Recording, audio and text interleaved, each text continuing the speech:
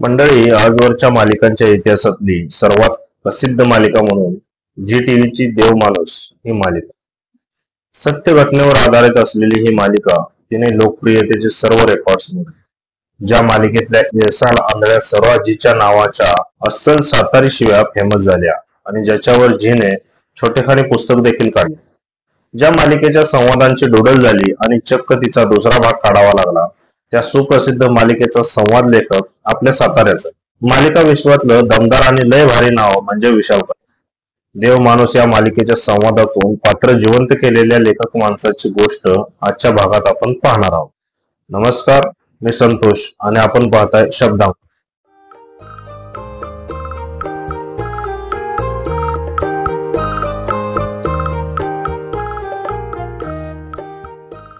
मंडळी, साताऱ्याला लेखकांची प्रदीर्घ परंपरा आहे. सचिन मोटे, प्रताप गंगावणे, नितीन दीक्षित या परंपरेतलं, याच पिढीतलं आजवरचं अपरिचित असलेलं नाव म्हणजे विशाल कदम. लेखक हा खरं तर पडद्यामागं राहून कलाकृती उभ्या करतो.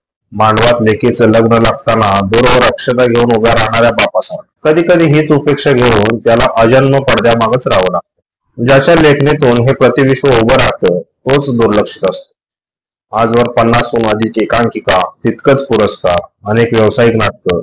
झीची देवमाणूस, झी युवाची लव लग्न लोचा, जाडूबाई जोरात, हम तो तेरे आशिक है, 7 जन्माच्या गाठी, शेतकरीच नवरा हवा, कारभारी लय भारी, मन झालं बाजिंद, अशा एकाहून एक सरस मालिका देणारा हा लेखक चक्क साताऱ्याचा.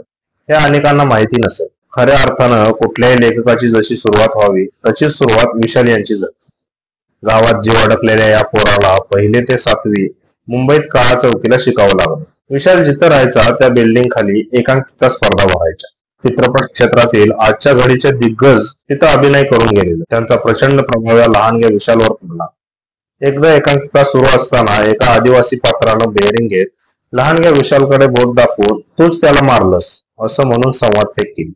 ते संवाद इतके जिवंत होते की विशाल घाबरून घरी गेला. नंतर वडिलांनी हा अभिनय आहे, हे नाटक आहे, हे असंच करावं लागतं अशी समजूत काढली. नाटकाचं पहिले इम्प्रेशन आणि रचना लेखकाच्या अशी गमतीदारपणे मनात रुजली. विशालचं गाव पुसेसावळ. मात्र 8वी ते 10वीचं शिक्षण औंध शेजारच्या वरुड या मावशीच्या गावात झालं. तिथले गावाकडची भटकंती, रानमाळ फिरणं, टायर फिरवणं, मधाचं पोळं काढणं, एवढंच नाही तर शेळ्या बातम्या, पूर्वीची धमाल आणि चक्क कीर्तन हरिपाठ करणं, या सगळ्यातनं त्यांच्या मनावर खूप परिणाम झाला. गाव आणि तिथली माणसं भिनली, जी पुढं बजाबापू, नाम्या, सरोजी, टोन्या या पात्रांच्या रूपानं लेखणीमधनं जगापुढं आली. शहरात माघारी गेल्यानंतर मुंबईच्या गजबजाटात जीव रमेनासा झाला. किरकोळ देहयष्टी, भाषा, रंगरूप, उच्चार या न्यूनगंडातून बाहेर पडण्यासाठी प्रचंड वाचन केलं. लहानपणी चंपक अमृत वाचलं होतं. पुढं दलित साहित्य वाचलं, संत साहित्य, तुकाराम, कबीर, महावीर, आंबेडकर असं चौफेर आणि अफाट वाचन झालं. भोवताच्या पसाऱ्यात आपलं स्थान काय याचा आत्मशोध सुरू झाला आणि त्या आत्मशोधातून एका खोलीतला वेडा, ओनामा, माणूस अशा एकांकिकांचं लेखन झालं. विशालला लेखक म्हणून ओळख मिळवून दिली ती टिकटिक या एकांकिकेने. कासव आणि सशाच्या रूपातून लिहिलेली ही गोष्ट आयुष्यातल्या अनावश्यक वेगावर आणि आयुष्याचा आनंद घेत होणाऱ्या सावकाश आणि ठाम प्रवासावर ही एकांकिका. अनेक स्पर्धांमधून तिला बेस्ट रायटरचं पुरस्कारही मिळाले. पुढं खेळ मांडियाला सारखी एकांकिका, ज्यात ओंकार भोजने सारख्या दिग्गजाने काम केलं. पुढे त्या एकांकिकेला अनेक पुरस्कारही मिळाले. मग हा प्रवास कधी थांबलाच नाही. Second hand, love forever, are you blind, housefull, लेखकाचा कुत्रा अशा एकामागून एक एकांकिकांचा प्रवास सुरूच राहिला. यांचं करायचं काय या समीर चौगुले, पॅडी कांबळे, विशाखा सुभेदार या दिग्गजांनी काम केलेल्या नाटकांना व्यावसायिक नाट्य लेखक म्हणून ओळख मिळवून दिली. हे सगळं करत असताना अर्धा जीव स्टेजवर आणि अर्धा जीव उपजीविकेसाठी लिहिल्या गेलेल्या टीव्ही मालिकांमध्ये अडकलेला होता. पुरुषोत्तम बेर्डे यांची ग साजनी ही मालिका पहिली मालिका.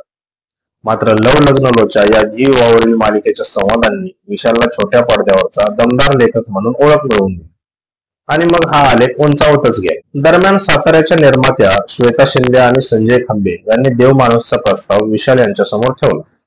देवमाणूस मालिकेची पार्श्वभूमी पाहता सुरुवातीला नकार दिल्यानंतर विशाल यांनी संवादाचं आव्हान स्वीकारलं. जाडूबाई जोरात, हम तो तेरे आशिक है तिथपासून ते साता जन्माच्या गाठी, शेतकरीच नवरा हवा, कारभारी लय भारी, मन झालं बाजिंद इथपर्यंत सातारी मालिकांचा संवाद विशालनेच लिहिले होते. इतक्या मालिका लिहूनही या माणसाचा जीव आजही रंगमंचात आड गावच्या मातीत गुंतला. विशाल हा व्यावसायिक लेखक नाहीच, त्याच्या रक्तातच गाव भिनलं. त्याच्या लेखनात एक सनसनीत सामाजिक जाणीव आहे, भोवतालचे समग्र भान आहे.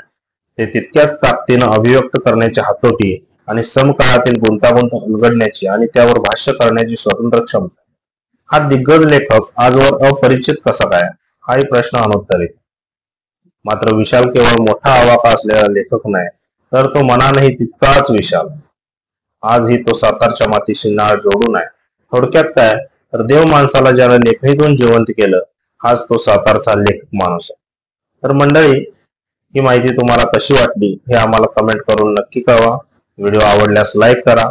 जर आपण हा चॅनल सबस्क्राईब केलेला नसेल तर शब्दांकन हे आपले युट्यूब चॅनल सबस्क्राईब करा आणि हा व्हिडिओ जर फेसबुकवर बघत असाल तर शब्दांकन हे पेज फॉलो करायला विसरू नका. पुन्हा भेटू नवीन विषयासह. तोपर्यंत नमस्कार.